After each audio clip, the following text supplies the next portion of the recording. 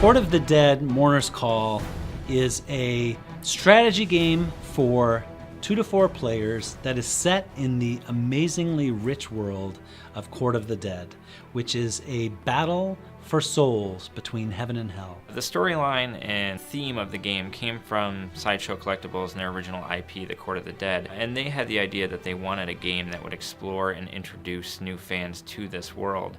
So they partnered with us, knowing that we had the game design experience to do that, and really through a collaboration between our team and Tom Gilliland and his team from Sideshow, there was a lot of back and forth and idea sharing to come up with the right kind of game that would fit this IP, tell this story, and really help fans understand who the key characters are and what the key struggles in this universe are.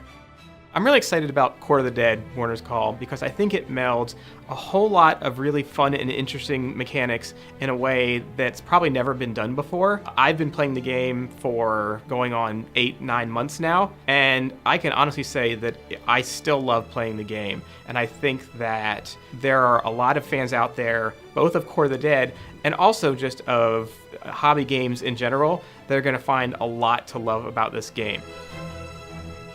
Court of the Dead is not just a loose theme we've applied to this game. It's a rich world that's deep in character lore, that has so many new avenues that are going to evolve as more content comes out from the IP.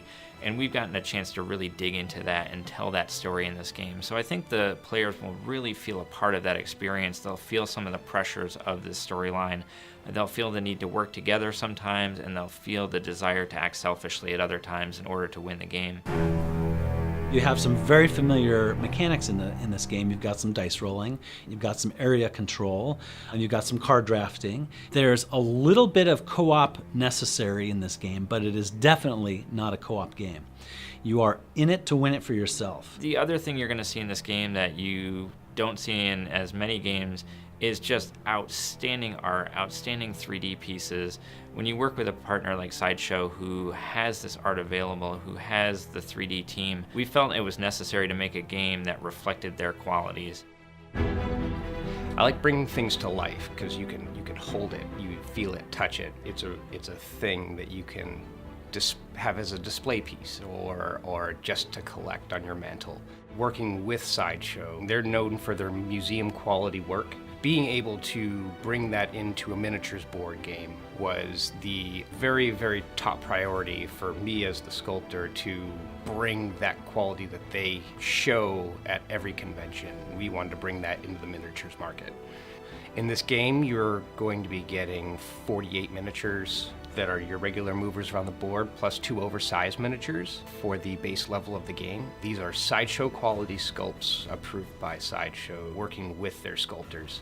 Getting all these museum quality pieces, that alone is worth the investment for Court of the Dead Mourners Call on Kickstarter. So to give you a sense of the gameplay, there's quite a bit going on.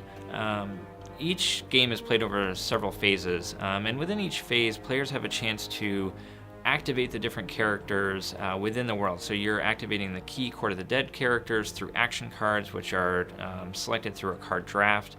You're recruiting figures from the different guilds of the Underworld. You're sending those figures out onto the map that is the game board, and having them vie for control of different locations while also vying for control of the different guilds, all of which will give you bonuses.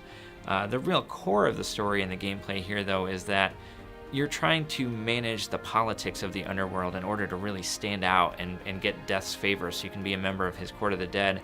But there's these external threats of heaven and hell who are somewhat aware that some forces are building in the Underworld, something's going wrong, so you have to keep collectively low-key. And then there's this Dreadscript disease threat that is affecting all the players that you have to avoid as well. So while you're trying to complete your own ulterior motives, you have these outside threats that are coming in and pressuring you to oftentimes do what's best for the greater good. So players are going to have to balance these struggles while using some really exciting mechanics in card drafting and area control, resource management. So there's a lot of strategic thinking that goes into that as well. The player who wins the game is going to be the player who best contributes to influencing the 3 factions of Bone, Flesh, and Spirit, who contributes most to the unity of the Underworld and collects tokens that are worth points there, and who does the best in completing their own individual hidden objective that they get at the start of the game. So there's all these different ways to score points and ultimately stand out as sort of one of the best in the Underworld. I often lose despite designing the game, but I'm always curious to kind of dive into those mechanics a little bit and try a new strategy and approach it from a different angle. So there's always something that brings me back to the table and makes the experience feel new. And I'm hoping that the fans feel that too, is when they get this game out, they're sort of approaching it from, well, last time I played this way, now I'm going to come at it from a different angle, but that all of that wonderful artwork is just going to make you really immersed in the experience as well. Thank you all so much. We really hope that you enjoy Court of the Dead Mourner's Call as much as we enjoyed making it.